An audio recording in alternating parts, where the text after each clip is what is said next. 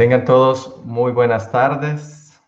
Gracias por estar con nosotros. En nombre de la Universidad Doctor Andrés Bello, queremos agradecerles siempre que estén conectados durante este congreso virtual que hemos tenido durante esta semana. Hoy tenemos nuestra quinta y última jornada de este congreso que denominamos la gobernabilidad de los derechos humanos de las poblaciones en condiciones de vulnerabilidad en el contexto de la crisis del coronavirus. Hemos tocado diferentes ejes temáticos durante la semana. Hemos estado abordando la protección de los derechos de los niños, de la niñez y la adolescencia, también de las personas migrantes, de las personas con discapacidad. El día de ayer estuvimos hablando acerca de la vulneración de los derechos y de la violencia contra la mujer. Y esta tarde corresponde hablar acerca de la prevención y protección de cómo las personas mayores han enfrentado esta crisis sanitaria provocada por la pandemia del coronavirus.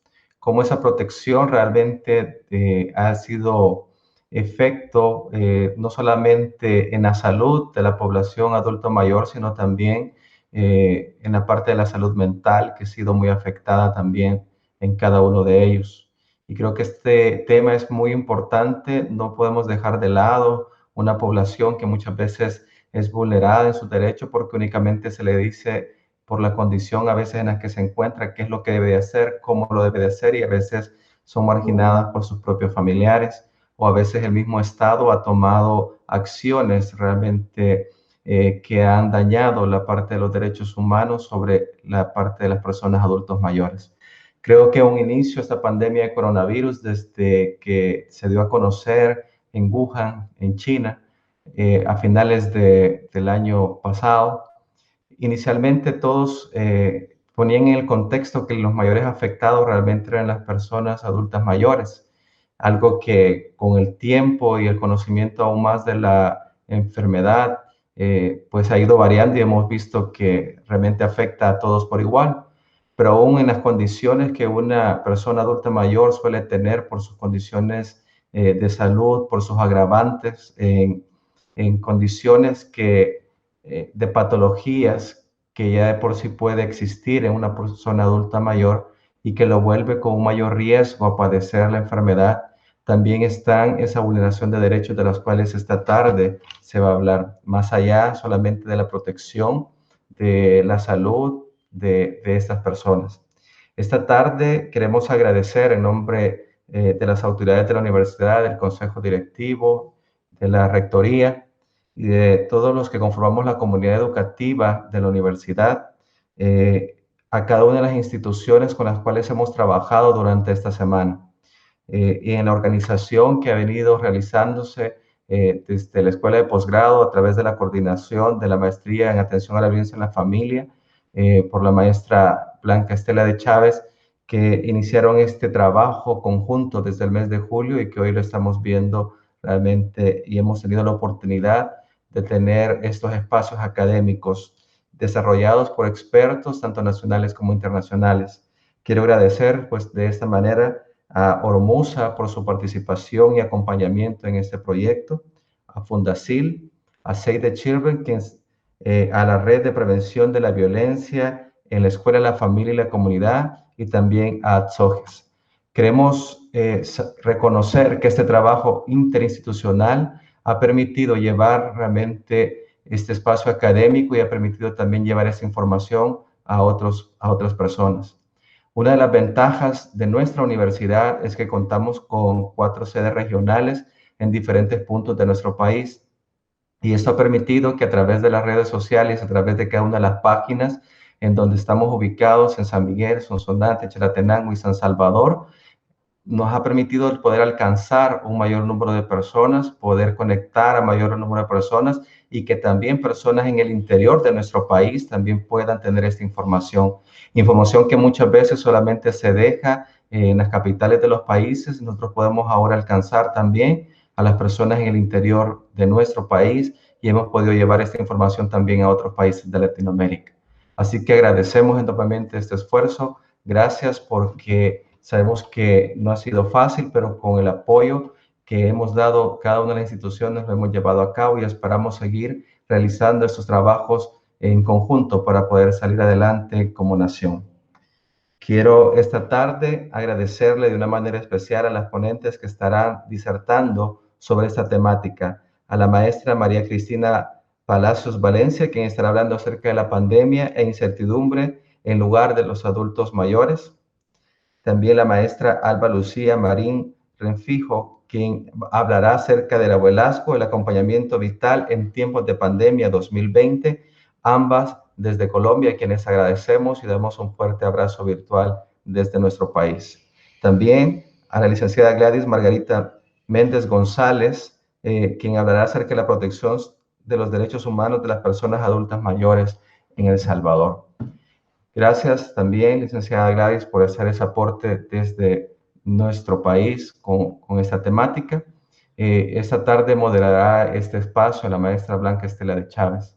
Quiero decirles que como universidad estamos comprometidos en este esfuerzo también de cuidado y de apoyo hacia las personas adultos mayores.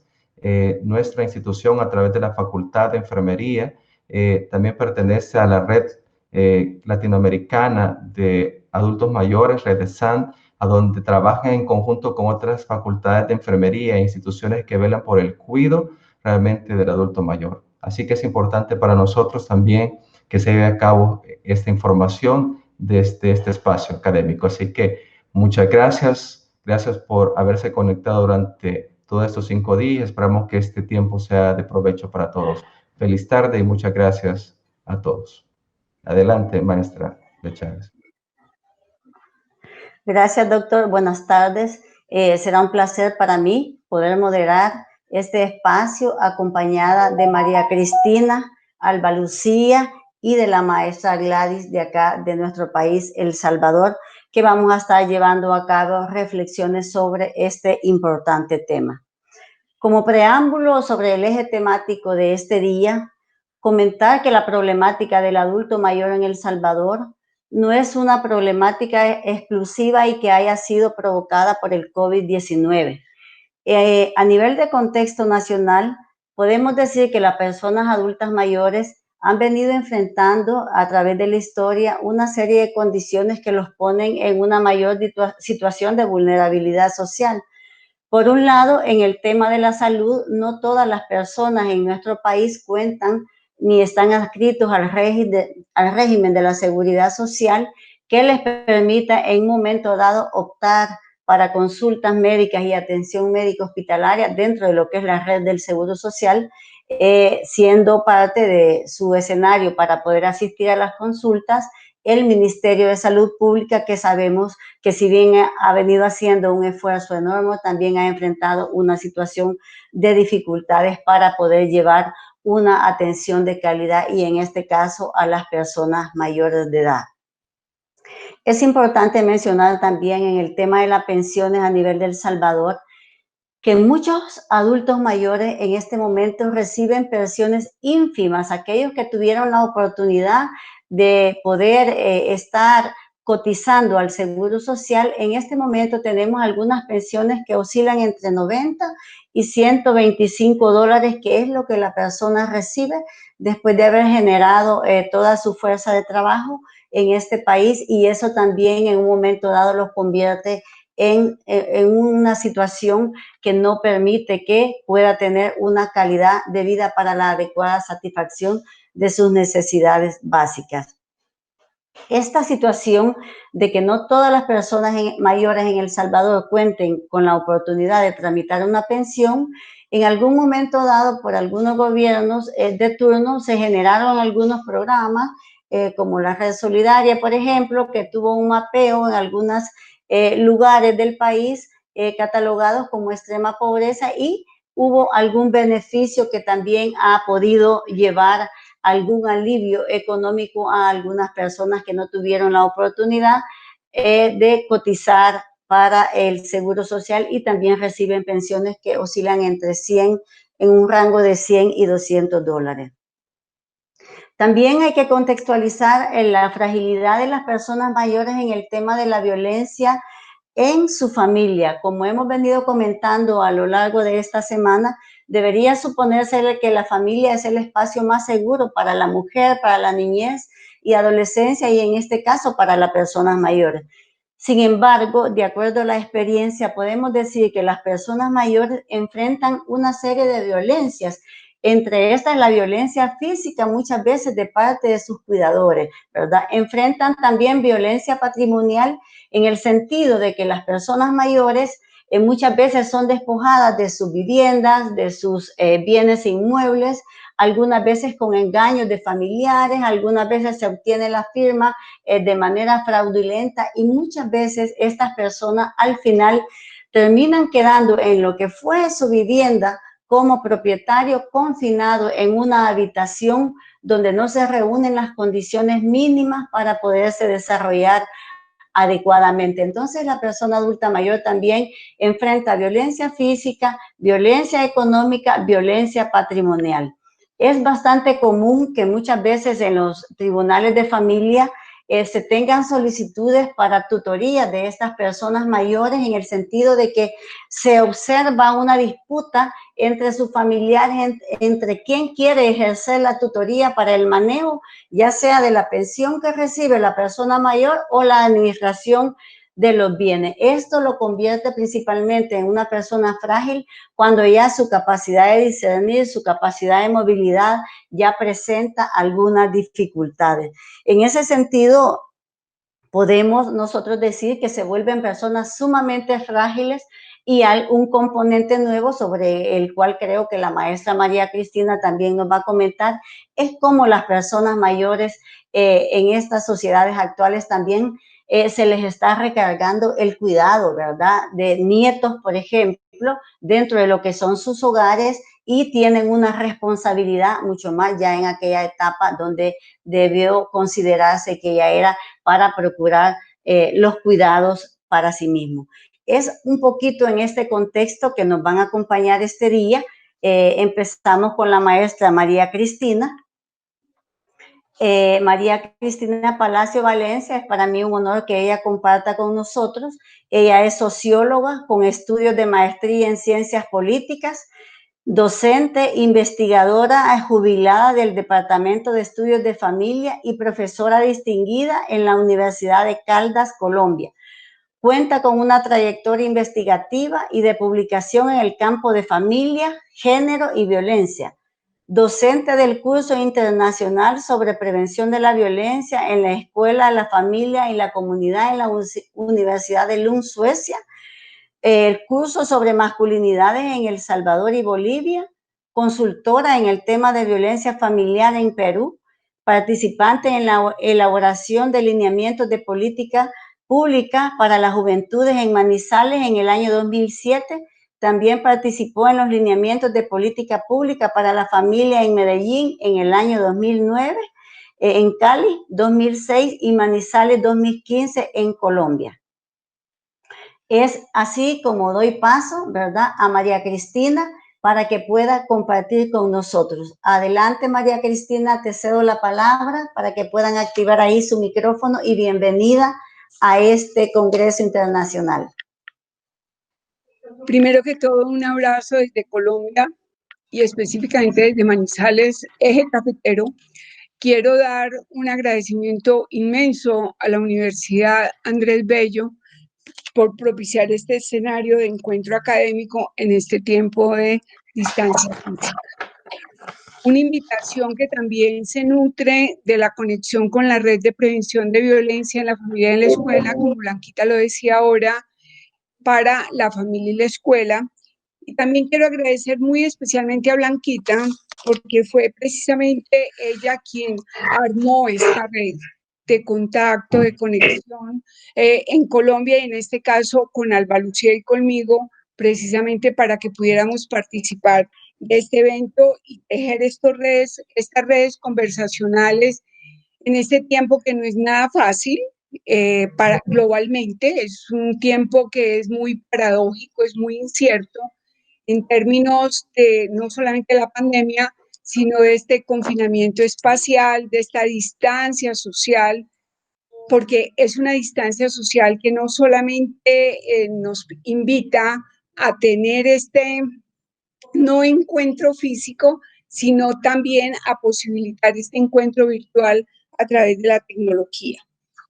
Teniendo en cuenta de que, y para respetar el tiempo de organización del evento, de que son 20 minutos, tomé la decisión de hacer una lectura comentada de algunas reflexiones en términos de la pandemia y la incertidumbre y repensar el lugar social y político de los adultos mayores.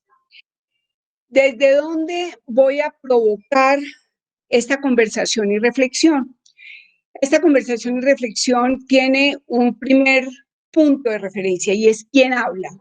Y quiero hacer una presentación ante todas las personas que nos están escuchando en este momento. Soy una mujer vieja y adulta mayor con formación disciplinar en el campo de la sociología, una concepción irrefutable de los derechos, la dignidad humana, la democracia y la ciudadanía como condición individual y social y el principio fundamental de la vida. Tengo un marco de referencia que expreso desde mi esencia de ser en términos del respeto por la diferencia y por el reconocimiento de que requerimos de una sociedad incluyente e inclusiva desde la diversidad que tenemos. ¿De qué voy a hablar? Voy a hablar de las paradojas de y sobre los adultos mayores en tiempos de pandemia, en clave del relato de los derechos humanos y de la dignidad humana. ¿Por qué y para qué voy a hablar de esto? Voy a hablar de esto porque quiero hacer visible los simulacros de exclusiones y marginalidades sobre este sector poblacional e interrogar las intuiciones emocionales puestas en el discurso de protección, como lo dijo el presidente de Colombia, sobre los abuelitos, y lo pongo entre comillas, y redimensionar desde ahí el valor político, cultural y social de las personas adultas mayores. Esto que se constituya como en un marco de referencia y de provocación para todas las personas que nos están escuchando más allá de las fronteras nacionales y que nos dan un sentido de coparticipación en América Latina frente a este tema de los adultos mayores y de ese metarrelato de los derechos humanos. No voy a hablar del COVID-19 en tanto no es mi campo de conocimiento. Soy socióloga, como les dije ahora. Simplemente voy a presentar algunas reflexiones en torno a lo que podría considerar en un momento determinado como unos ecos de resonancia en la dinámica individual y social de lo que ha pasado en la vida cotidiana en clave de las personas adultas mayores en América Latina y el Caribe. Mi punto de partida es el reconocimiento de esta pandemia como coyuntura y acontecimiento. Respecto a la coyuntura, ¿qué se nos hizo visible con esta coyuntura? La irrupción y la interrupción en la normalidad de una vida cotidiana. Se nos impuso legalmente. Ahora, precisamente antes de que comenzáramos, le decíamos a Blanquita, estamos en Manizales, tenemos una medida de contención precisamente de este contagio a través de un toque de queda. Por eso, con la diferencia horaria que tenemos una restricción horaria aquí en Manizales. Pues esto nos interrumpe y nos irrumpe el desarrollo de la vida cotidiana. Desde aquí, desde el momento en que se instala ese reconocimiento de la pandemia, se instala otra vida cotidiana, se instala otro estilo de vida, con rutinas, con rituales, con hábitos, con interacciones, y son unas interacciones que de entrada voy a decir algo, no es la distancia social, es la distancia física, porque socialmente estamos en interacción en ese momento, pero es la distancia física. Nos tenemos que saludar con el codo, nos tenemos que saludar a la distancia, pero hay una interacción social que indiscutiblemente está mediada por otras lógicas de encuentro. Esa interacción que nos pone ahora el COVID globalmente está marcada, a mi modo de ver, por prohibiciones, por restricciones, por permisos, por miedos y controles que configuran de esta manera, a mi modo de ver, un nuevo panóptico social. Un panóptico social que está cruzado precisamente por el pánico, por el miedo, no me acerco, o si me acerco, ¿qué me pasa? Y indiscutiblemente son otras lógicas de vida social que tenemos en este momento.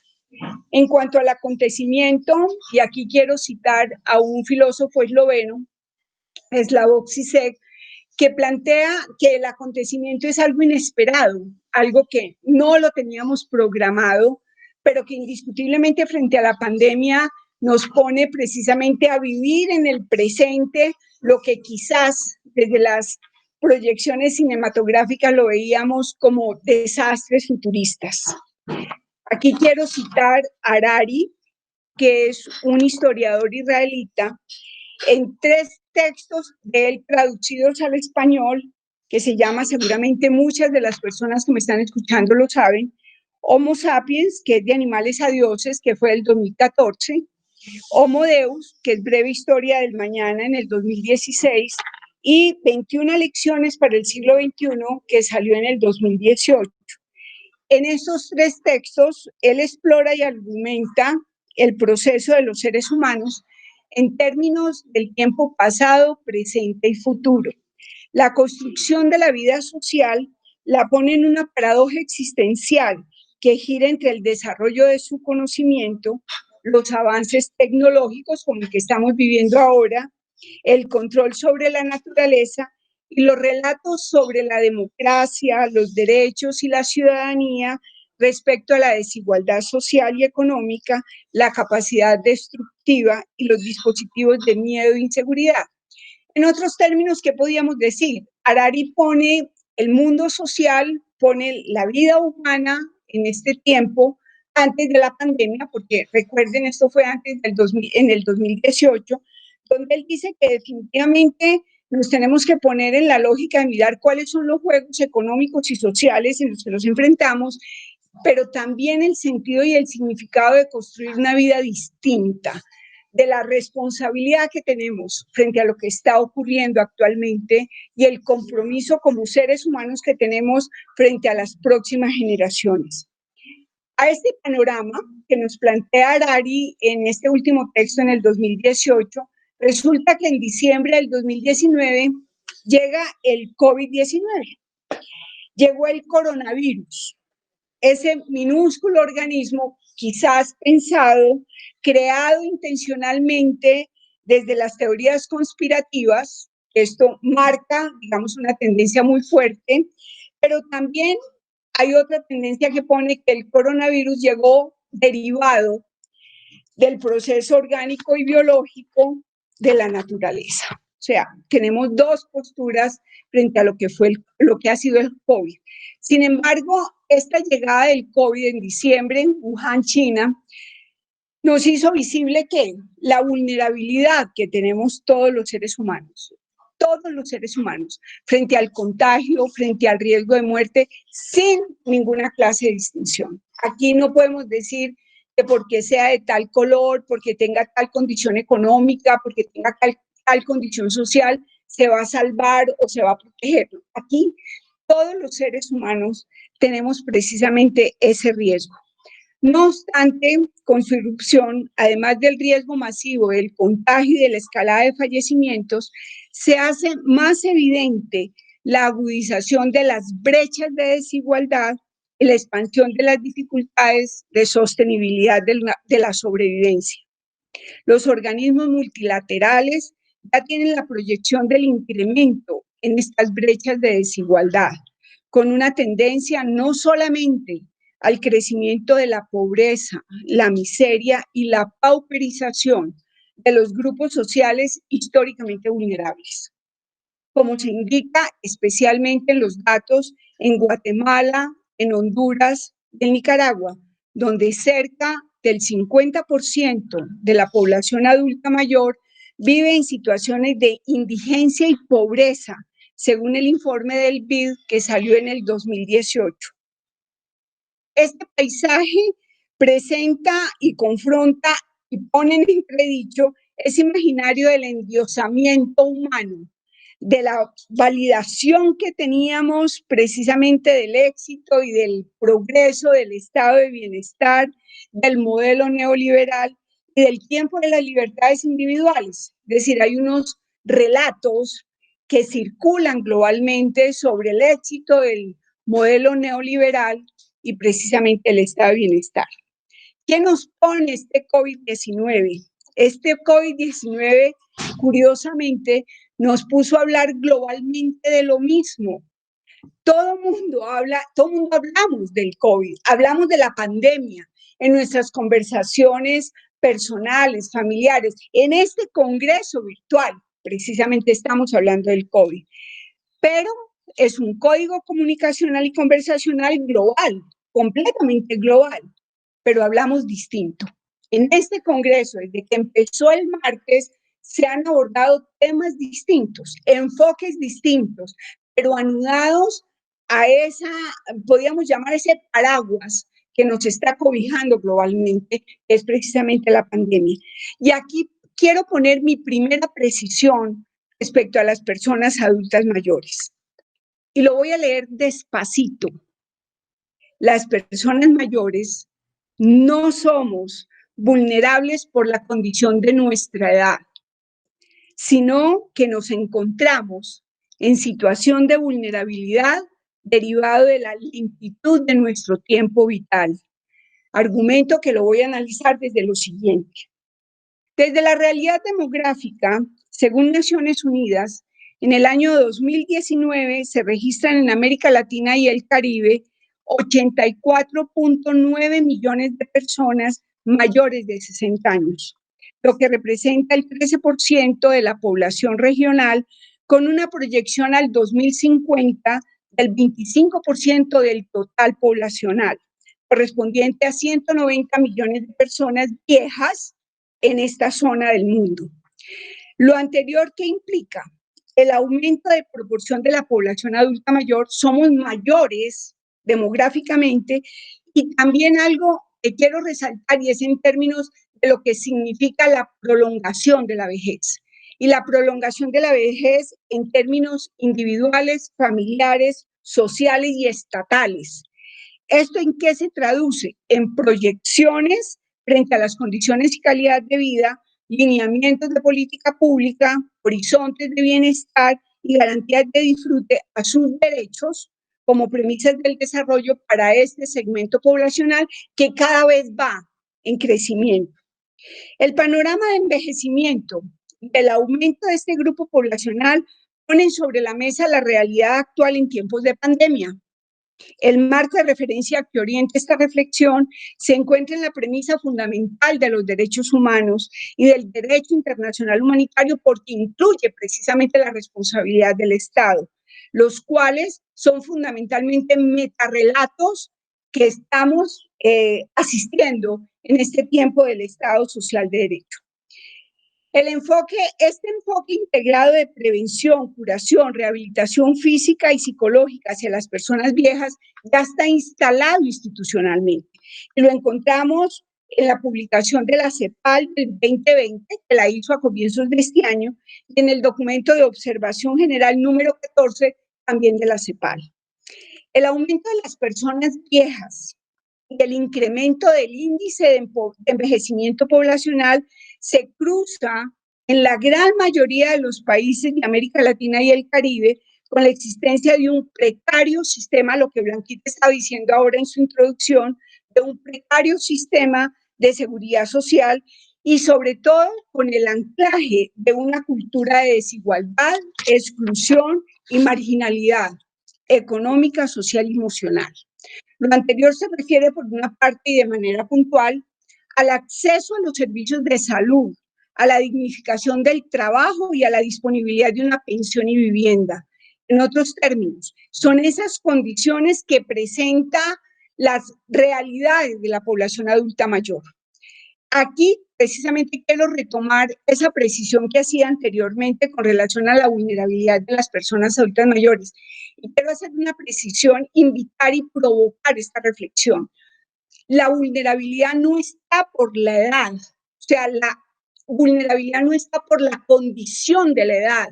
La vulnerabilidad se encuentra es en la situación que tenemos y que enfrentamos las personas adultas mayores. Esta situación tiene que ver con que, uno, desde el punto de vista del proceso biológico, las personas adultas mayores tenemos un ritmo de vida mucho más lento en nuestro organismo, una dinámica de lentitud que se traduce en cambios en nuestra funcionalidad y desde aquí el incremento de los riesgos a la dependencia en su movilidad, hábitos y rutinas diarias, que tiene que ver con lo que se denomina desde la gerontología la independencia, pero también las limitaciones en la toma de decisiones y en su capacidad cognitiva, que es lo que se denomina y tiene que ver con el indicador de autonomía. Por lo tanto, la cuestión de vulnerabilidad no se encuentra en los riesgos de la edad, sino que son derivados de su lentitud vital y en las consecuencias de estos riesgos en donde se puede identificar esa vulnerabilidad. Desde acá, ¿en qué nos traducimos las condiciones de la situación de las personas adultas mayores? En la disponibilidad de redes, en la disponibilidad de acceso a los recursos económicos, sociales, a nuestra condición que tenemos en las vinculaciones familiares y comunitarias, precisamente que nos dan supuestamente soporte a una vida digna en nuestra vejez. La traducción de estos argumentos que acabo de plantear, yo los quiero situar en la fragilidad, en la deficiencia de la infraestructura hospitalaria y los limitados recursos para la atención de la población afectada en la mayoría de los países de América Latina y el Caribe, especialmente para la población adulta mayor. Se generan en estos tiempos de pandemia. Y esto lo encontré no solamente en Colombia, sino rastreando muchos de los países en América Latina, los dilemas morales y éticos a los cuales se tiene que enfrentar el personal de la salud. Como hay un déficit en los recursos hospitalarios, llega una persona adulta mayor y llega una persona joven y no hay sino una cama de UCI, ¿y a quién se le da? Es decir, se le da a una persona joven o se le da a una persona mayor. Entonces, es un dilema ético y moral muy complicado que tiene que ver precisamente con ese lugar que las personas adultas mayores tienen en un marco cultural muy propio de la cultura judeocristiana y occidental, que es precisamente la cultura del jovenismo. Por otra parte, el COVID-19 y su declaratoria de pandemia por parte de la Organización Mundial de la Salud ha provocado el despliegue de decisiones políticas por parte de las administraciones gubernamentales en torno al confinamiento territorial, el aislamiento indireccional y la distancia física.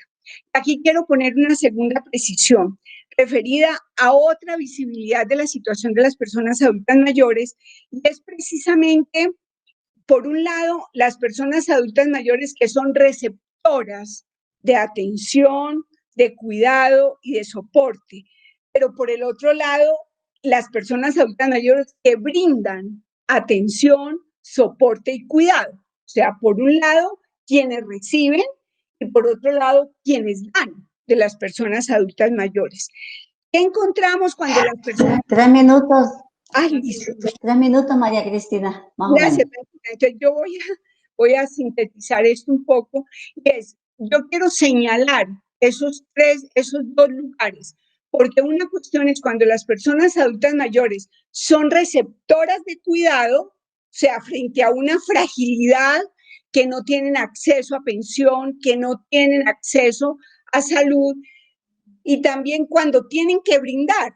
Es decir, encontramos, y aquí tengo unos datos exactos que los quiero leer rápidamente en esos 3 minutos, y es una realidad que atraviesa el bienestar y las garantías de dignificación de la vejez en 2 claves: de quién o de qué dependen y quiénes son sus dependientes.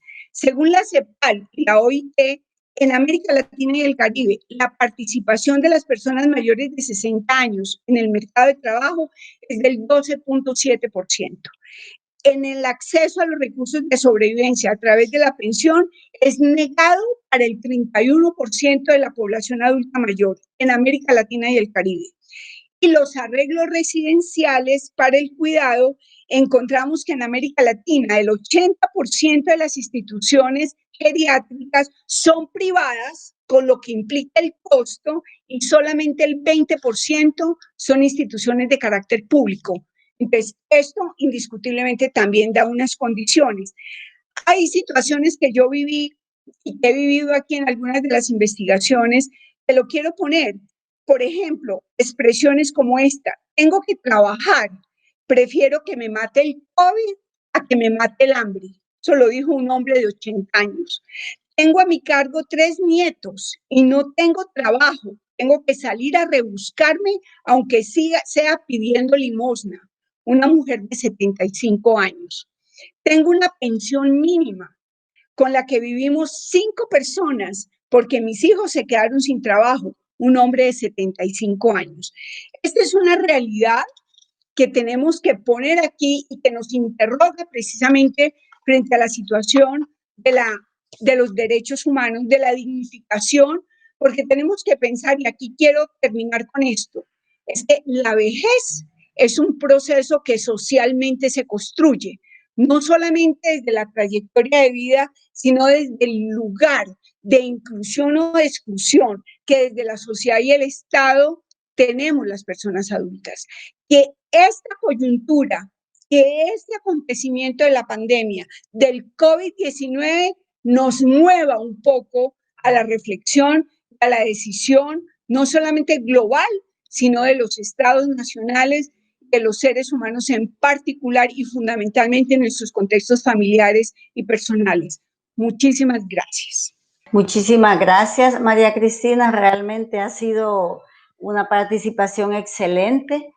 María Cristina nos hacía reflexión en algunos puntos importantes y destacar el hecho de que las personas mayores no únicamente son personas vulnerables por el hecho de, en razón de la edad, sino que tiene que ver mucho la política pública, la responsabilidad de los estados para garantizar la calidad de vida, para garantizar una pensión digna, para garantizar una seguridad social que permita a las personas mayores vivir en condiciones de dignidad.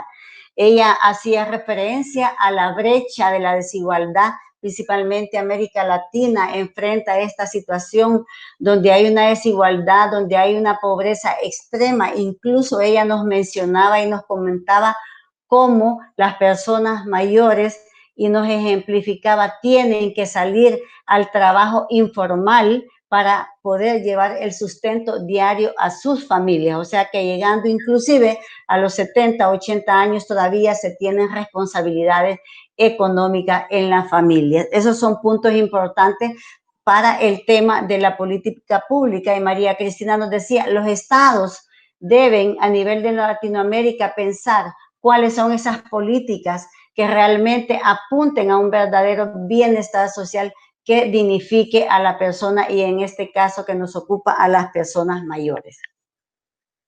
En esta oportunidad vamos a dar paso a nuestra siguiente ponente, Alba Lucía también de Colombia. Ella y María Cristina son compañeras, somos integrantes de la Red Latinoamericana de Prevención de Violencia en la Escuela, la Familia y la Comunidad, que es una de las instituciones representadas en este esfuerzo institucional del Congreso Internacional que estamos compartiendo.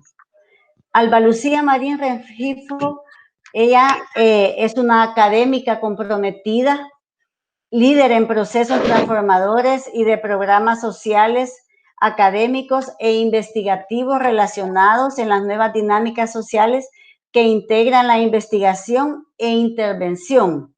Es profesora asociada a la Universidad de Caldas desde el año 2009, trabajadora social con maestría en estudios de familia y desarrollo, con participación en programas innovadores, Crianza con Cariño, 1995, Niños y Niñas Protagonistas en su Desarrollo en el año 2007 y la Maestría de Justicia Social y Construcción de Paz en el año 2016. también vinculada al Grupo de Investigación de Desarrollo categoría B, reconocido por Colciencias, investigaciones realizadas en el marco de procesos de cuidado y crianza mediados por los discursos y prácticas. Para ello se ha enfocado en las madres, padres, abuelas, abuelos, niños y niñas.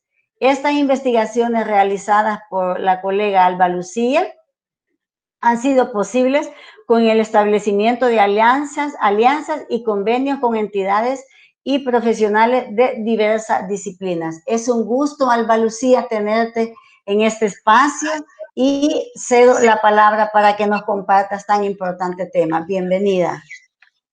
Blanquita, muchísimas gracias. Primero que todo, agradecer a la Universidad Andrés Bello y a ti también por esta invitación y por esta oportunidad para participar en este congreso virtual. Cuando empecé como a considerar el congreso y a mirar el tema que iba a presentar, me llevó a recordar la historia. Pensar que en el año 2009 habíamos tenido la oportunidad de participar en un proceso de formación en prevención de la violencia en la familia y escuela en la Universidad de Lund, Suecia. Y cómo nos vinculamos diferentes países latinoamericanos. De eso han pasado ya 11 años. Y lo que en un comienzo fue un propósito, hoy es realidad.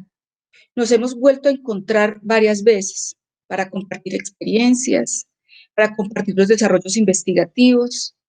Nos construimos en una red de prevención de la violencia en la escuela, la familia y la comunidad. Y prueba de lo que nos pasa es este evento, es la posibilidad que hemos tenido de movernos, de volvernos a encontrar y de compartir eso que nos inquieta acerca de las realidades sociales y de lo que nos pasa en los diferentes ámbitos donde nos movemos. Me siento afortunada de ser parte de este momento tan importante y de compartir con ustedes algunas reflexiones. La ponencia que yo voy a desarrollar la voy a abordar desde 4 momentos. Uno tiene que ver con las precisiones en tiempos de pandemia. Otro es el marco de reflexión del significado de lo que es la parte emocional del abuelazgo. Uno tercero van a ser las tensiones y conflictos. Y finalmente, algunas reflexiones para poder terminar. Pero para empezar, cuando yo pensaba, bueno, y yo les voy a ir a hablar del abuelazgo en tiempos de pandemia, un tema que si bien viene cogiendo fuerza desde el mes de diciembre y que como ahora Cristina lo planteaba, es un asunto global del que todos estamos hablando, pues pensé en mi experiencia. Cuando yo empecé a investigar sobre el abuelazgo, yo no era abuela, era madre, pero con el paso de los años y estos últimos 5 años, soy abuela de una niña que se llama Antonia. Una niña que a partir de la experiencia y la trayectoria que he tenido con ella, me ha dejado aprendizajes y me ha puesto a validar esos conocimientos que la experiencia me está entregando y que ya no solamente los estoy diciendo desde lo que dicen los académicos, sino desde mi propia vida y desde los significados que he venido construyendo en la relación que he construido con ella, antes de la pandemia, durante la pandemia, porque han pasado muchas cosas en esas relaciones que tejemos. Entonces quiero empezar con las precisiones en tiempos de pandemia. La primera precisión que quiero hacer es que con el aislamiento preventivo y el trabajo en casa han desaparecido las fronteras espaciales y temporales entre la esfera laboral, familiar y personal. Esas fronteras que desaparecieron han generado tensiones desde las responsabilidades y obligaciones que se tienen entre estas esferas. ¿Y por qué pasa eso? Porque una segunda precisión es el trabajo en casa. Y ese trabajo en casa, pues resultó ser la forma de organizar y realizar el trabajo a distancia, mediante la utilización de tecnologías de la información y la comunicación, en el domicilio del trabajador o en los lugares establecidos por el empleador.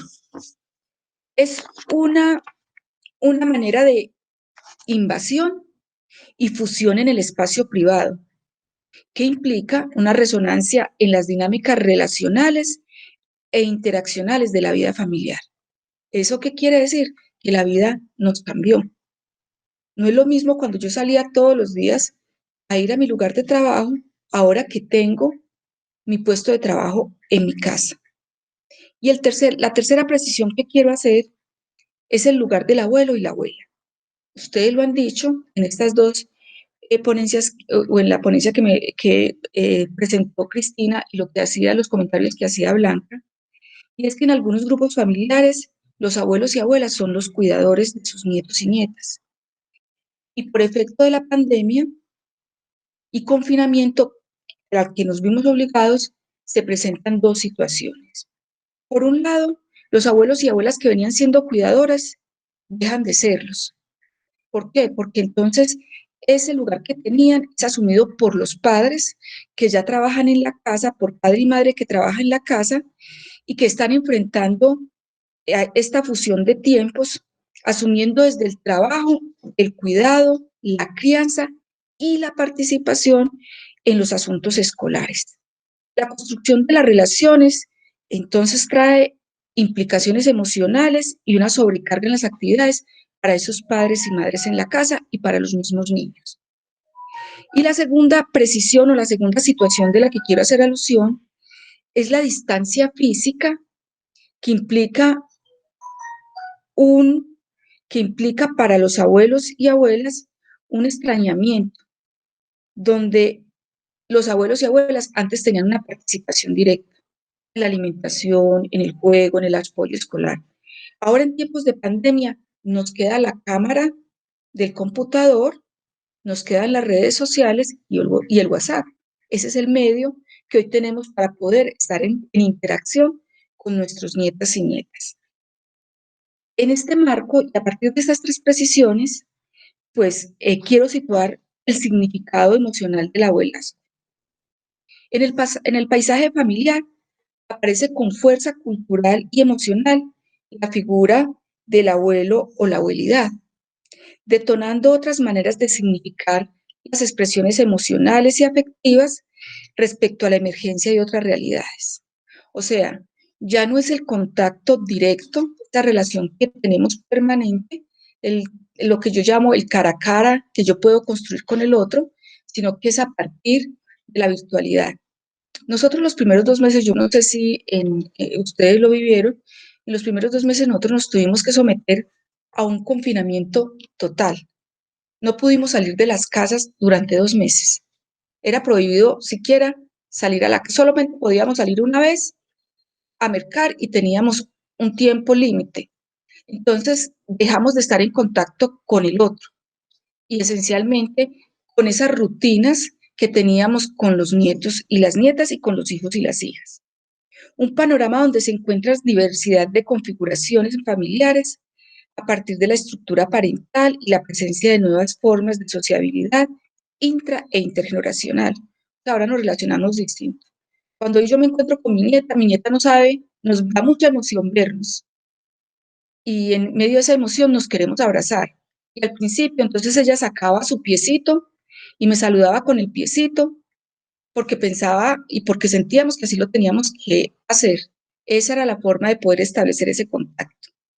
Además, hay circulación de órdenes discursivos y representaciones sociales que contienen otros repertorios y cargas emocionales. Hoy tenemos miedo, hoy nos preocupa muchísimo irnos a contagiar o contagiar al niño o que el niño nos contagie a nosotros.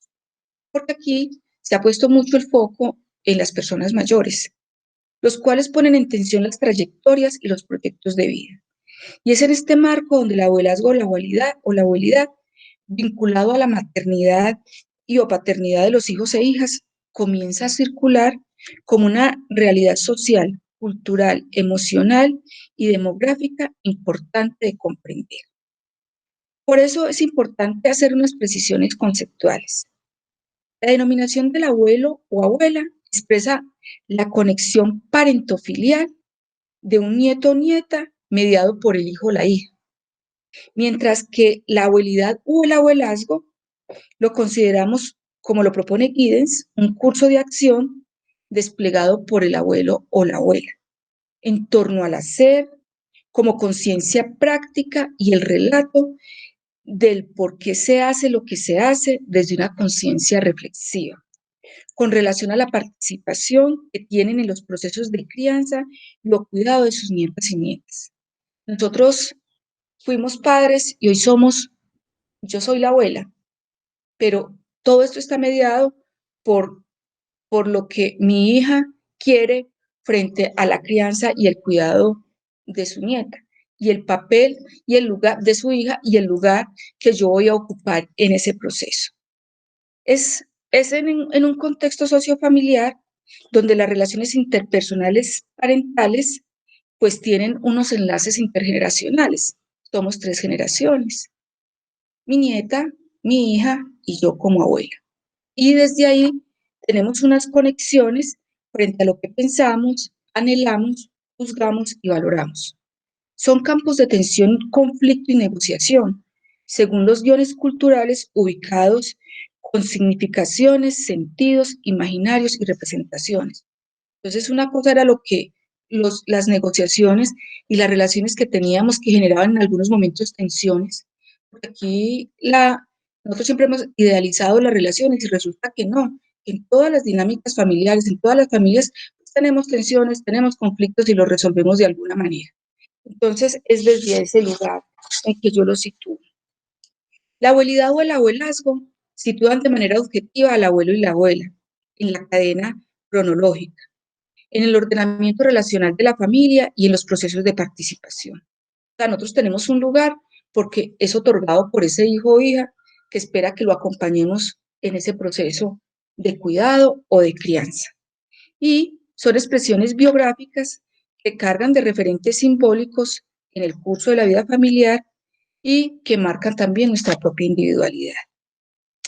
En este orden discursivo sobre el abuelazgo o la abuelidad, se requiere hacer una distinción sobre la participación de la crianza y el cuidado.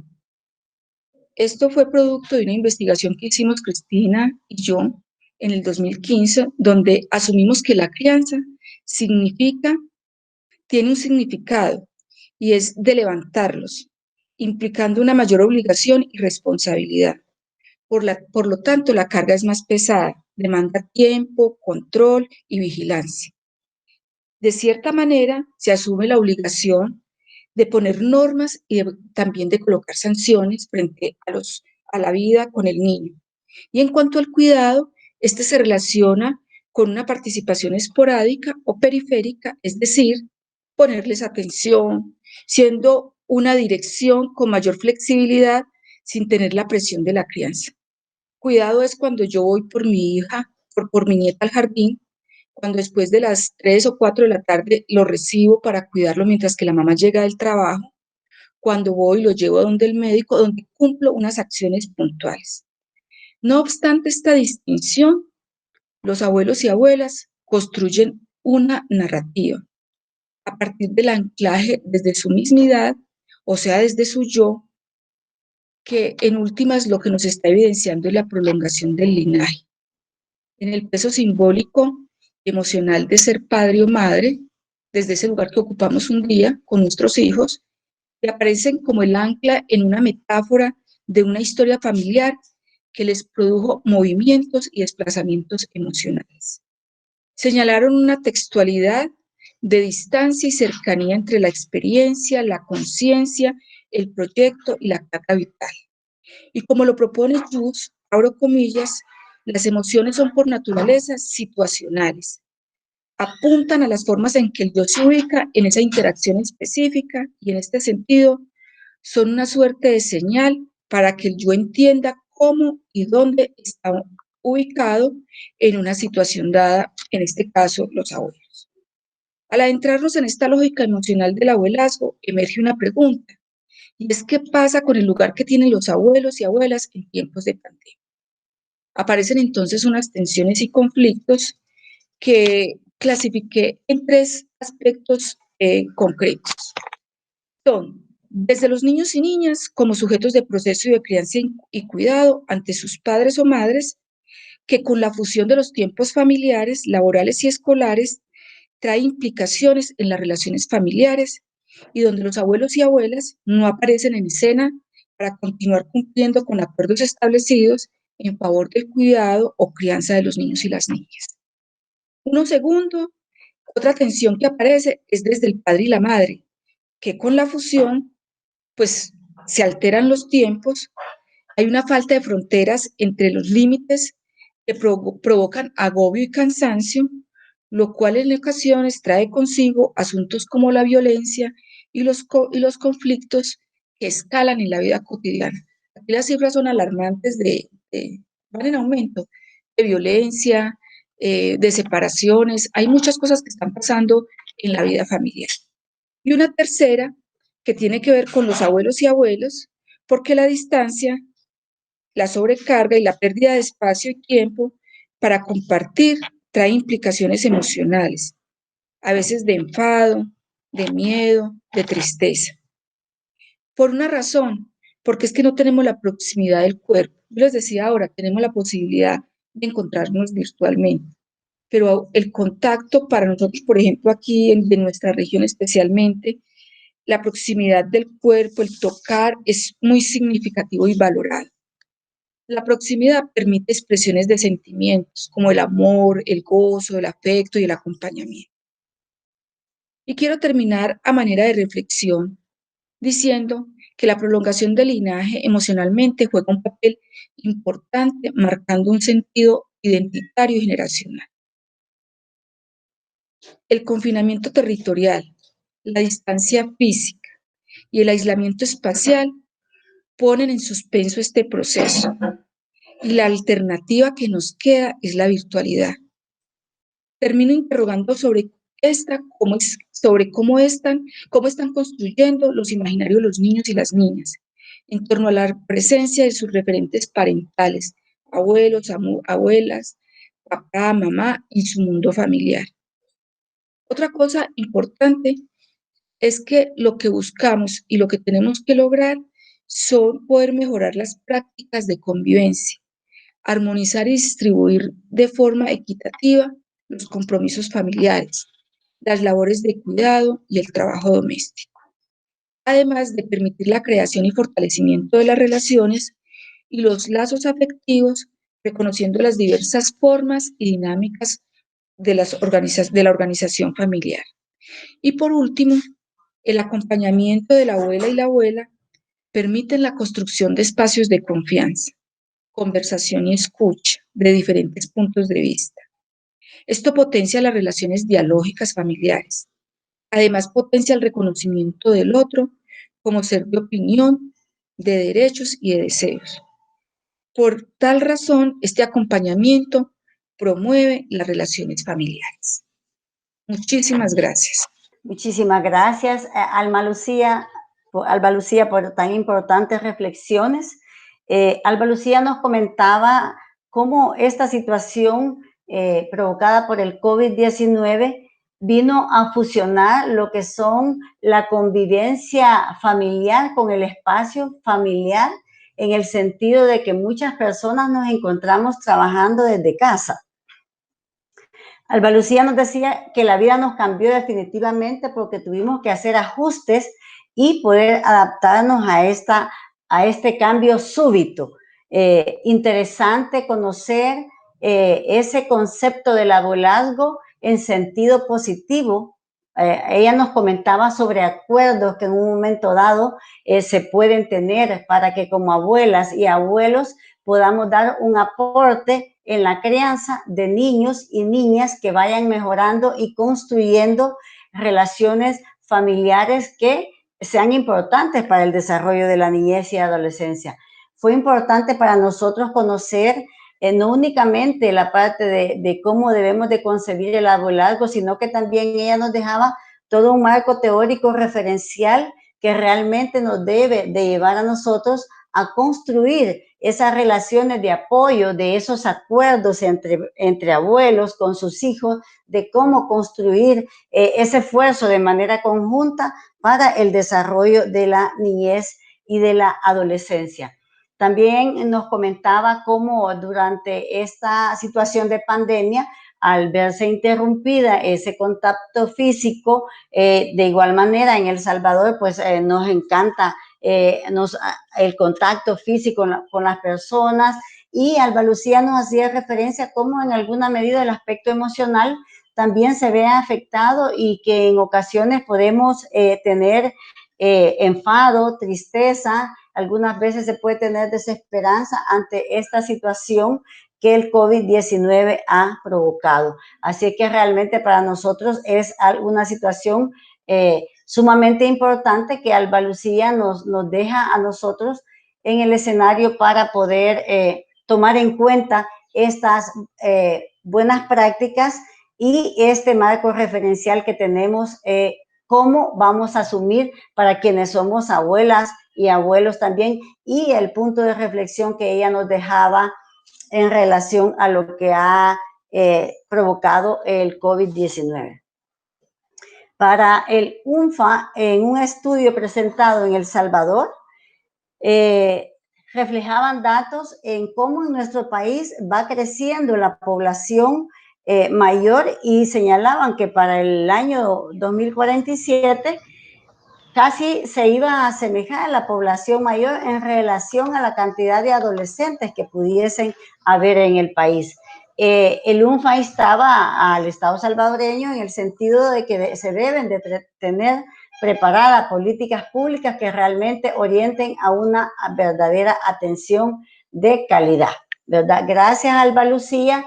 Decirle a las personas que nos están siguiendo que si en algún momento Alba Lucía se retira y no se queda hasta el final de la jornada, es porque Colombia tiene toque de queda a las 6 de la tarde, ¿verdad? Que son las 7 de la noche de Colombia, 6 de la tarde de acá, y ella tendría que desplazarse a su hogar.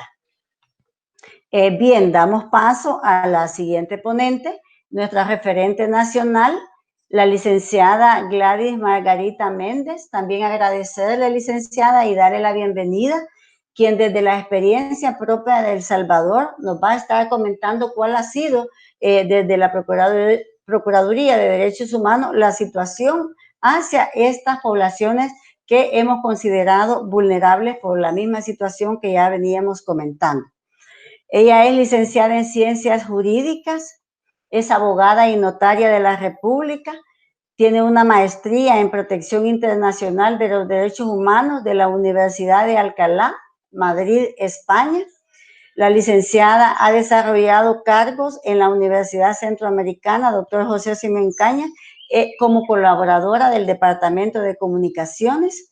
También en la Procuraduría para la Defensa de los Derechos Humanos asumió los cargos de secretaria, notificador jurídico y asistente técnico.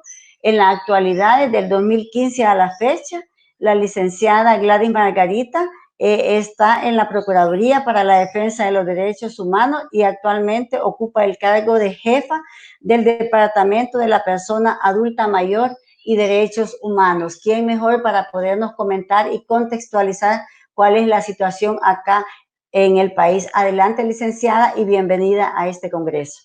¿Ahorita? Sí, se me escucha. Excelente, excelente. Pues eran los audífonos. Gracias. Bueno, entonces vamos a recapitular lo que estaba diciendo. O sea, que estaba hablando que nosotros estamos en avanzada, ¿verdad? Con un sistema de protección legal, ¿verdad? Que contamos con una ley de atención integral para la persona adulta mayor. Hemos ratificado la Convención Interamericana sobre la protección de los derechos hacia las personas adultas mayores, y en ese sistema de protección, la ley crea un Consejo Nacional de los Programas de las Personas Adultas Mayores, el CONAIPAN, el cual está a cargo de la Secretaría de Inclusión Social y de la Dirección de la Persona Adulta Mayor. ¿Qué es lo que ha sucedido en estos momentos? En la actualidad, a partir del año 2019, entonces todos nos dimos cuenta que desaparece del ramo del órgano ejecutivo la Secretaría de Inclusión Social y la Dirección de la Persona Adulta Mayor. Entonces, desde a más de un año, el Consejo Nacional, el CONAIPAN, no ha sido activado en nuestro país. Entonces, ante la crisis de esta pandemia, se ha puesto de manifiesto la gran invisibilidad y los escasos medios que hoy existen para garantizar un cuidado adecuado hacia la población adulta mayor en dos ámbitos: cuidados adecuados desde la casa y cuidados adecuados desde los centros de atención. Llamarse centros de atención los hogares sustitutos de cuidado hacia los adultos mayores. Y esto afecta una crisis sanitaria a las personas adultas mayores que reciben esa labor de cuidado. Desde el mes de marzo en nuestro país se establecieron restricciones de salidas hacia las personas adultas mayores en razón del riesgo para la salud, dado su edad. Dichas medidas han traído beneficios, pero también ha traído vulnerabilidad para las personas adultas mayores, puesto que ese distanciamiento social se ha traducido para la población adulta mayor en un aislamiento, en un abandono y en negligencia, no solo de parte de la familia del adulto mayor, sino también de parte del Estado, ¿verdad? Entonces, por lo tanto, como Procuraduría, vemos necesario el disponer de un modelo de atención sociosanitaria integrada y centrada en las personas adultas mayores que viven y quieren seguir viviendo en sus domicilios, desde la coordinación de servicios y apoyos, ¿verdad?, necesarios para obtener una mejor calidad de vida hacia la población adulta mayor. Sumado a esto, tenemos la precariedad de los recursos económicos para solventar las necesidades básicas de la población adulta mayor, tanto en las zonas rurales como en las zonas urbanas de nuestro país, porque el gran porcentaje de la población adulta mayor no está protegida dentro de un sistema de previsión social, ¿verdad? Tenemos un porcentaje a casi de 1 millón de población adulta mayor, de las cuales solo el 11% de esa población adulta mayor cuenta con una pensión del sistema de seguridad social, ¿verdad? Una pensión que, si bien o mal, o sea, no reúne las características para poder solventar las necesidades básicas de un adulto mayor, ¿verdad? Entonces, estamos hablando de una población adulta mayor en nuestro país sin seguridad social en su gran mayoría. Un 90% de la población adulta mayor en nuestro país carece de seguridad social. Por lo tanto, ante la presencia de esta pandemia, la espera por la apertura económica ha traído consigo el poco acceso al mercado informal, a la incorporación laboral, y esto ha afectado considerablemente a las personas mayores que ganan de sus ventas el sustento de cada día. O sea, la mayoría de personas adultas mayores, nosotros en nuestro país consideramos una persona adulta mayor a la edad de 60 años, donde nosotros decimos que a la edad de 60 años cualquiera podría aspirar a retirarse de su vida laboral, pero nuestra dinámica no es así como país. O sea, vemos en el sector informal a la gran mayoría de personas adultas mayores todavía laborando por la necesidad económica, que no cuentan con un ingreso, ¿verdad? Entonces, eso les obliga a insertarse en el sector informal. Quería hablarles también un poco sobre los cuidados en los centros residenciales de personas adultas mayores. En nuestro país tenemos 3 hogares sustitutos a nivel de estado de las personas adultas mayores. La mayoría de hogares son hogares privados o hogares que están siendo dirigidos por grupos católicos o grupos de otras religiones, ¿verdad? Pero que no tienen ninguna injerencia el Estado en cuanto a presupuesto para estos hogares. Como Procuraduría, y creo que a nivel de país, o sea, todos tuvimos la lamentable noticia, ¿verdad?, de un caso que se dio de un centro residencial de personas adultas mayores, donde la gran mayoría de su población a la fecha ha resultado contagiadas del COVID-19, ¿verdad?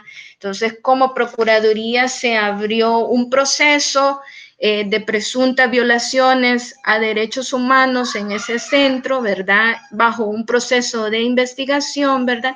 Que ahorita se está para presentarse una resolución, ¿verdad? De ese proceso investigativo que se ha sido en este centro, pero ¿cómo les pongo de ejemplo este caso? Porque la mayoría de los centros o de hogares residenciales de personas adultas mayores no cuentan con un ingreso o con una partida presupuestaria del Estado. Entonces, la mayoría de estos centros también no cuentan con un equipo multidisciplinario de servicios de salud dirigidos hacia la población adulta mayor. Desconocen la mayoría de los centros que exista, ¿verdad?, una ley de atención integral para la persona adulta mayor. Desconocen que existen una política nacional de la persona adulta mayor y desconocen también que existe, ¿verdad?, un manual de funcionamiento de esos centros de atención. Entonces, ahí como Procuraduría hacemos una labor bastante importante y que es nuestro deber constitucional realizar la promoción de los derechos humanos de las personas adultas mayores, porque nos hemos dado cuenta que desde el año 2002 que se creó la Ley de Atención Integral a la Persona Adulta Mayor, mucha de la población adulta mayor, incluso las instituciones y los servidores públicos que se dedican al tema de los adultos mayores, desconocen que hay una ley. Si bien es cierto, esta ley, o sea, ahorita en la actualidad, o sea, ha quedado en desuso porque la ley fue creada con un objetivo más asistencialista, con un objetivo más de caridad, de ver así al adulto mayor, y no una ley con un enfoque de derechos humanos. Entonces, decirles que un avance ha sido que hay un proyecto, ¿verdad?, dentro de la Asamblea Legislativa de una nueva ley hacia la persona adulta mayor con estos enfoques, ¿verdad?, con un enfoque de derechos humanos, con un enfoque de género, en el cual cumpla con la garantía de protección de los derechos de la población adulta mayor. Ahorita hemos tenido un avance en la Comisión de Familia porque ya se ha empezado a discutir este proyecto de ley y han sido aprobados 10 artículos del proyecto dentro de la Comisión de la Familia. ¿Verdad? El compromiso es que a más tardar a principios del próximo año ya tengamos una nueva ley de atención integral con estos enfoques. ¿Verdad? Entonces, también viendo la labor de cuidado, ¿verdad?, en los centros residenciales, nosotros también reconocemos desde la Procuraduría y valoramos el esfuerzo heroico, ¿verdad?, que están realizando los profesionales de los servicios residenciales en esta crisis, cuidando a las personas adultas mayores sin los medios de protección necesarios, ¿verdad?, y pagando el precio de un significativo número de infectados, porque los protocolos de prevención en los centros, o sea, se desconocen y lo que nos han dicho, nosotros como Procuraduría hemos realizado una verificación de los centros a nivel nacional, ¿verdad?, en 30 centros de personas adultas mayores y desconocen, ¿verdad?, los profesionales que ejercen la labor de cuidado de un protocolo de atención ante la pandemia. También no les han sido proporcionados los materiales de protección, ¿verdad? Entonces, eso vuelve aún más vulnerable, ¿verdad?, a la protección de la población adulta mayor. Por otro lado, ¿verdad?, la escasez de profesionales y las condiciones precarias de trabajo en los servicios residenciales, algo ya sabido, pero que hasta la fecha no ha tomado como una prioridad social, ¿verdad?, necesaria en nuestro país, porque nosotros apenas contamos, por darles un número, de 12 geriatras en nuestro país, y si hacemos una regla y matemática, 12 geriatras para 1 millón aproximado de población adulta mayor, o sea, no es el personal adecuado, ¿verdad? O sea, de los profesionales en salud con una especialización de geriatría el que nuestro país cuenta, ¿verdad? Y además, en el sistema de salud solo tenemos una unidad geriátrica, que es la unidad Atlacat del Seguro Social. De ahí no tenemos ninguna unidad en todo el sistema de salud de geriatría ni de gerontología, ¿verdad? Y esa es una gran debilidad en la prestación de los servicios de salud hacia nuestra población adulta mayor. También decirles que las personas adultas mayores que enferman, ¿verdad?, en estos centros residenciales, en una situación como esta, ¿verdad?, que es de máxima gravedad, o sea, y siendo el principal grupo de riesgo, tiene derecho a la atención sanitaria pública por su condición de ciudadano, o sea, tanto en atención primaria de salud como en una atención especializada, ¿verdad? No es admisible, o sea, que sean privados de este derecho por su edad avanzada o por tener una discapacidad. Pero no obstante que esto es así, ¿verdad? O sea, nosotros sabemos como Procuraduría, por medio de la denuncia ciudadana, que muchas veces se les niega en razón de su edad. Por ejemplo, lo que decía la maestra, ¿verdad? Que a veces llegan a los servicios de salud o a veces el personal médico tiene que decidir en la UCI.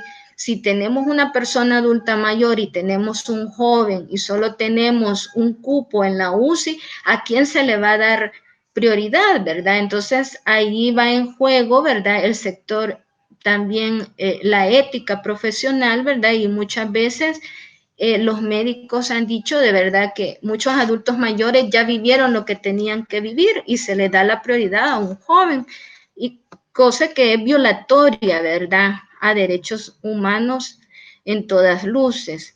En los mismos hogares también se han presentado, ¿verdad?, tanto aquí en San Salvador como en las zonas aledañas, un número significativo de contagios dentro de los hogares y residencias, siendo el principal causante, ¿verdad?, la negligencia en la medida de ingreso del personal y de los productos que puedan ingresar a los centros o a los hogares, ¿verdad?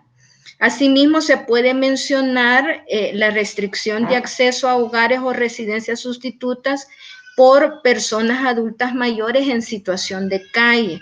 La situación de los hogares, o sea, en nuestro país, a diferencia de los hogares, por citar un ejemplo en España, ¿verdad?, que son hogares sustitutos donde los adultos mayores tienen el poder de decisión si permanecer en casa o irse a un hogar sustituto.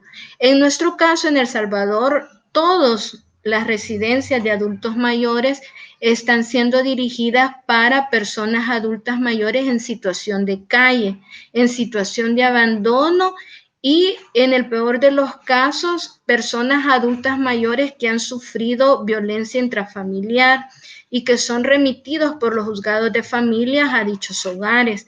Entonces, los requisitos para que una persona adulta mayor ingrese a un centro de atención es que reúna estas condiciones, que no tenga un familiar que ejerza la labor de cuidado hacia la población adulta mayor. Entonces, la mayoría de población adulta mayor que tenemos en los diferentes centros de atención son adultos mayores en estado de abandono. Y en estado de abandono, no solo por su familia, sino que también en estado de abandono por el mismo Estado.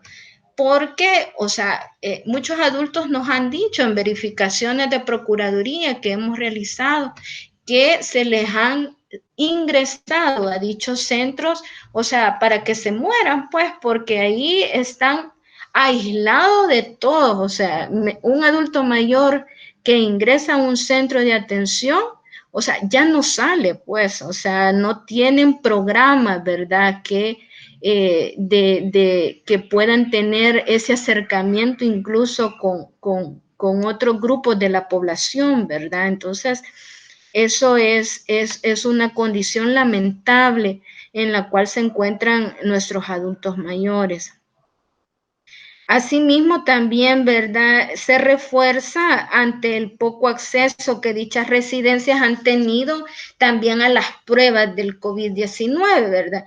Lo que dificulta el identificar a las personas contagiadas o sanas para efectuar un ingreso. Condicionado a personas en situación de calle a permanecer en portones, ¿verdad? A permanecer en las banquetas de los parques o establecimientos cerrados para resguardarse de las lluvias y otras condiciones. Muchos de nuestros adultos mayores están en estas condiciones. En cuanto al acceso de salud, se encuentra con personas mayores en condiciones de abandono en los hospitales, ¿verdad? Que al ser contagiados por el COVID-19 han fallecido en soledad, ¿verdad? Sin el acompañamiento requerido para efectuar procesos de duelo, tanto personales como familiares. Se reporta también, ¿verdad?, un incremento de trastornos psicológicos, ¿verdad?, como la ansiedad, la depresión en personas mayores, dadas las condiciones, ¿verdad?, de la incertidumbre, la desolación y el abandono de que han sido víctimas tanto en sus propios hogares como en las residencias sustitutas o también en los mismos hospitales, ¿verdad?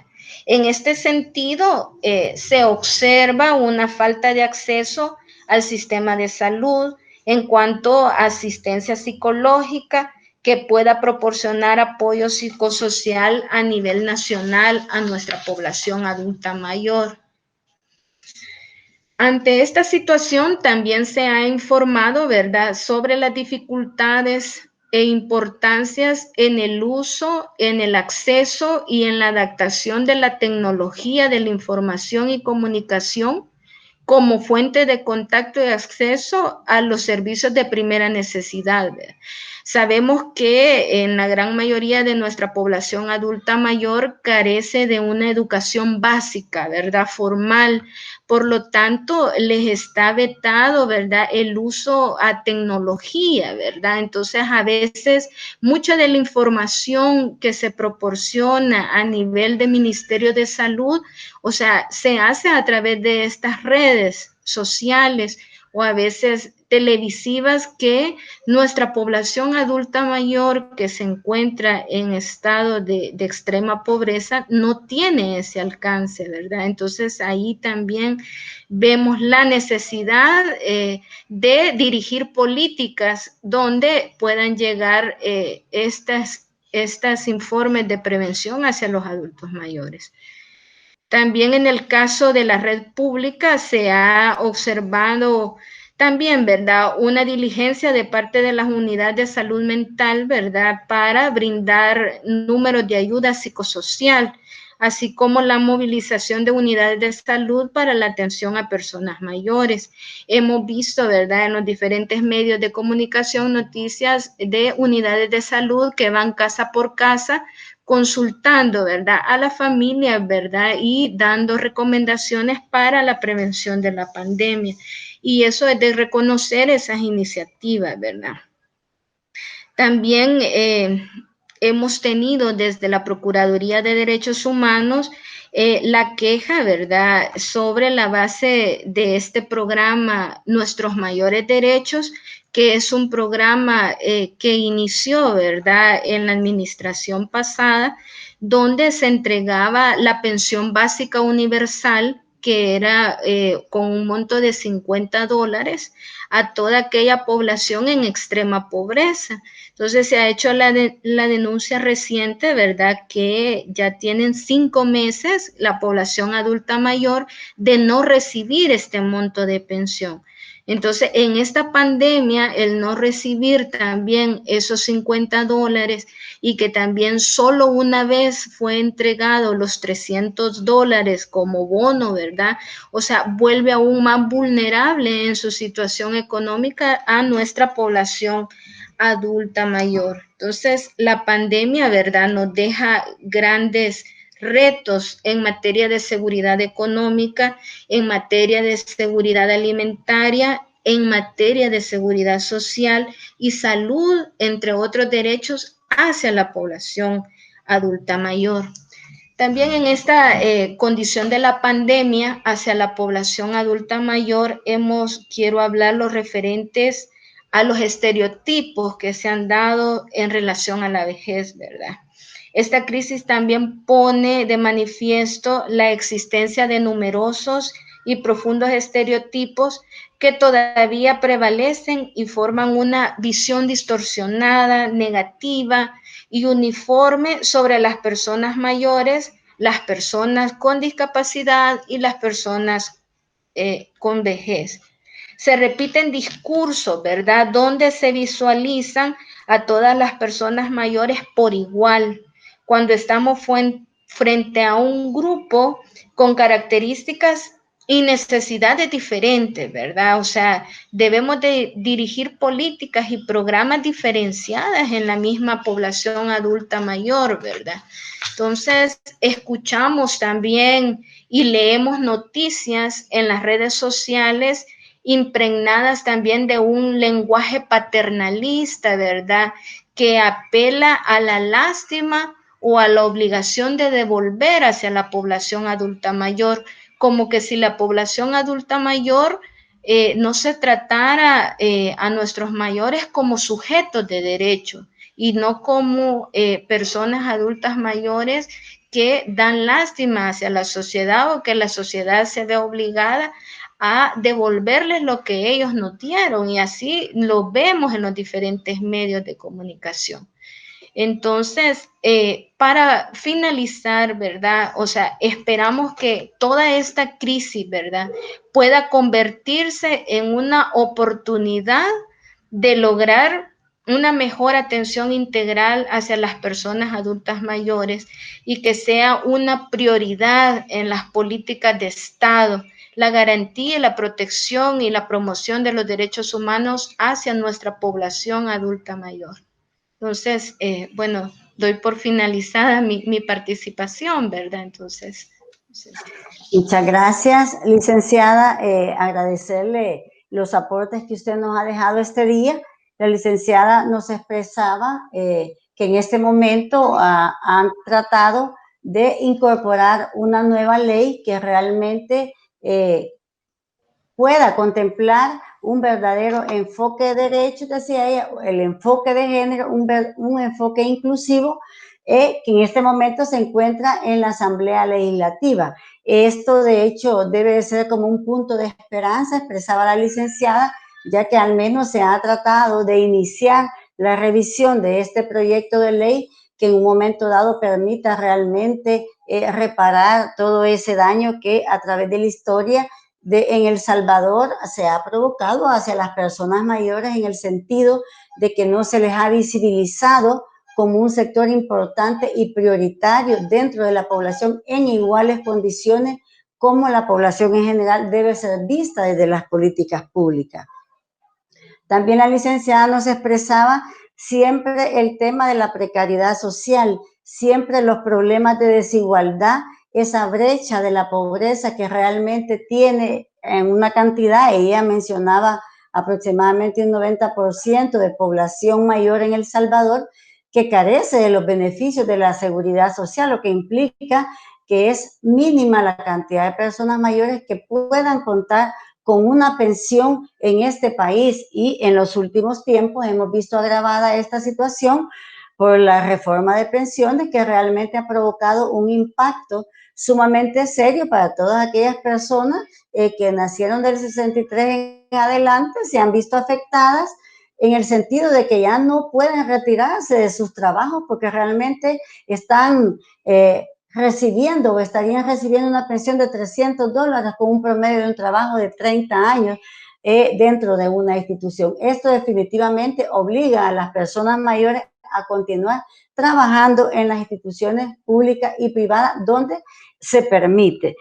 La licenciada también nos dejaba información que realmente desde el Estado son limitadas a las instituciones y los programas para poder brindar atención a las personas mayores y señalaba el importante trabajo que se lleva a cabo desde los organismos no gubernamentales en el país que trabajan pero no con fondos del Estado y no tienen un presupuesto del Estado que permita realmente tener otras opciones que pudiesen formar parte de una red que se sume a ese esfuerzo que se está haciendo desde la política pública.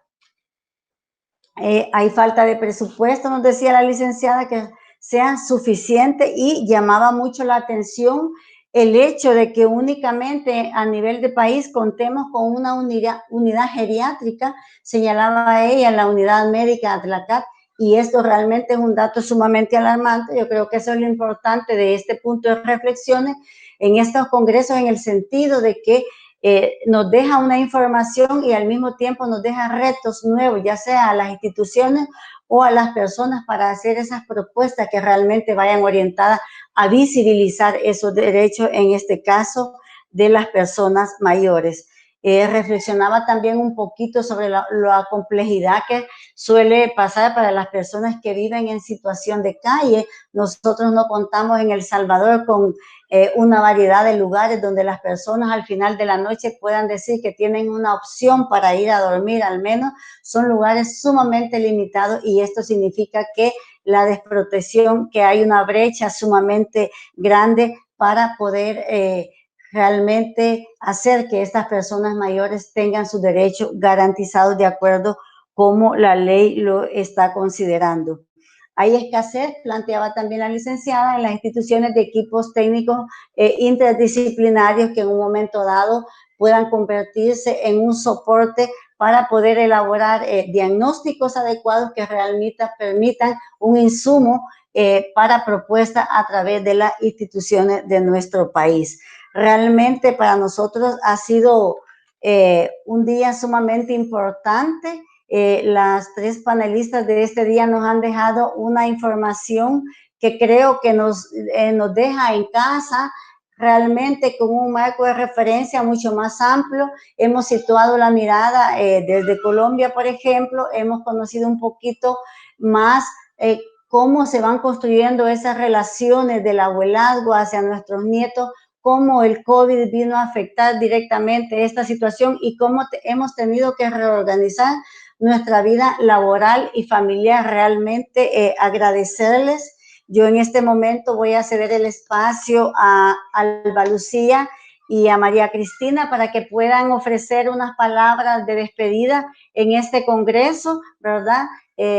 Paso la palabra a María Cristina y a Alba Lucía para que se despidan pues de las personas que se han conectado, a quienes también agradecemos el hecho de haber hecho posible este congreso. Adelante, María Cristina. Bueno, ya estamos de noche aquí en Colombia, que ya va a ser las 7 de la noche. De parte mía quiero darles un agradecimiento profundo por su capacidad de escucha, por su capacidad de reflexión, y que ojalá estas palabras que he planteado, voy a citar algo: individualmente no podemos cambiar el mundo, pero sí podemos empezar a cambiar nuestra posición frente al mundo. Entonces, este COVID, esta coyuntura y este acontecimiento, como lo planteaba, nos invite a pensar y actuar desde nuestra vida cotidiana en la responsabilidad que tenemos, no solamente la vida que tenemos actualmente, sino lo que le vamos a dejar a las próximas generaciones. Cambios radicales, claro, desde la sospecha y desde nuestros deseos, ojalá que esto nos ponga en otra lógica de vida distinta, pero indiscutiblemente ese es el compromiso y la responsabilidad que tenemos en la dignificación de la vida, y que los derechos humanos, que esta gobernabilidad de los derechos humanos no se quede en el discurso retórico, que lo tenemos, y desde la academia lo tenemos, sino que realmente lo pongamos en la lógica de nuestra vida cotidiana. Muchísimas gracias, Blanquita, Gladys, excelente tu presentación, nos dio el panorama del Salvador, muchísimas gracias y un abrazo completamente cálido y fraterno desde Colombia. Buenas noches. Gracias. Adelante, Alba Lucía. Gracias, María Cristina, por tus palabras. Bueno, yo quisiera decir dos cosas fundamentalmente. Una, agradecerles por este espacio porque creo que el camino de poder repensarnos y de cambiar empieza con cosas como este, de podernos escuchar, de lo que nos pasa entre las regiones, de lo que apostamos y de lo que hacemos. Y creo que una segunda cosa es una invitación a los que están, a los que llegaron y nos escucharon, a pensarnos también la vida familiar, a pensarnos cómo podemos ser mejores en las relaciones que construimos. Está en cada uno de nosotros, no está en otros, está en nosotros. Y nosotros tenemos una gran responsabilidad como adultos, como padres, madres, abuelos y abuelas, como ciudadanos del mundo, es aportar a una vida donde podamos convivir desde el reconocimiento del otro, desde el lugar que cada uno ocupa y desde las relaciones que podemos construir, que realmente aporten a un mejor vivir, a esa convivencia y a ese bienestar que todos necesitamos. Creo que esta pandemia nos frenó y nos mostró que la vida no está afuera, la vida la tenemos ahí en nuestras vidas diarias, en nuestras rutinas, en nuestras costumbres, en lo que hacemos. Es una invitación desde ahí a todos. Muchísimas gracias. Muchísimas gracias a ti también. Adelante, licenciada Gladys, sus palabras de cierre. El micrófono, licenciada, está desactivado el micrófono.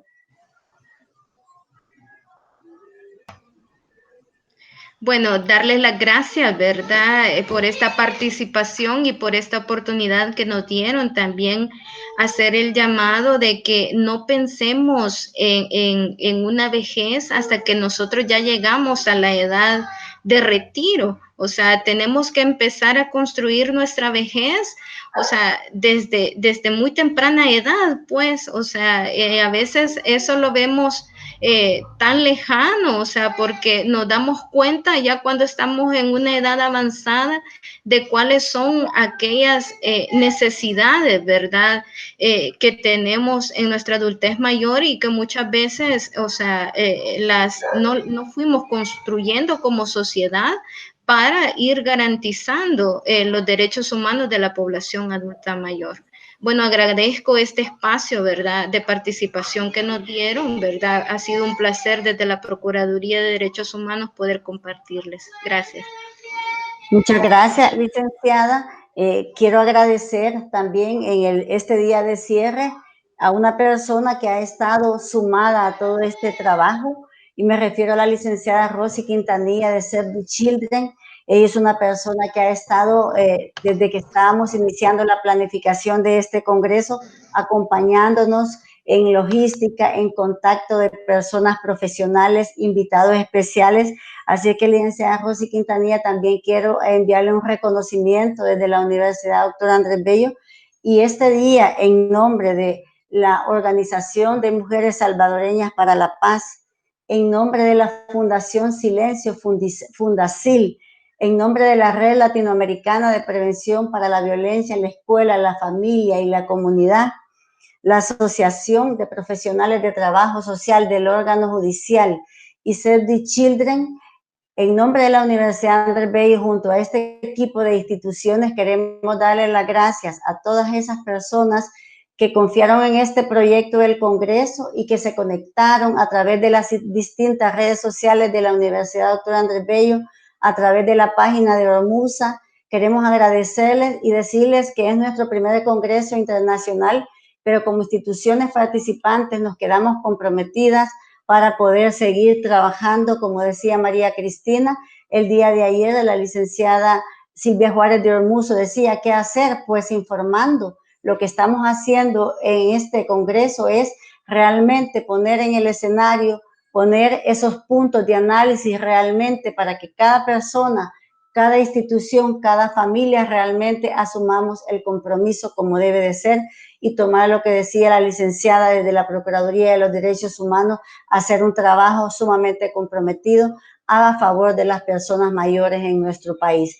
Con esto nos despedimos. Muchísimas gracias y les abrazamos, ¿verdad?, a través de este medio. Que pasen buenas tardes.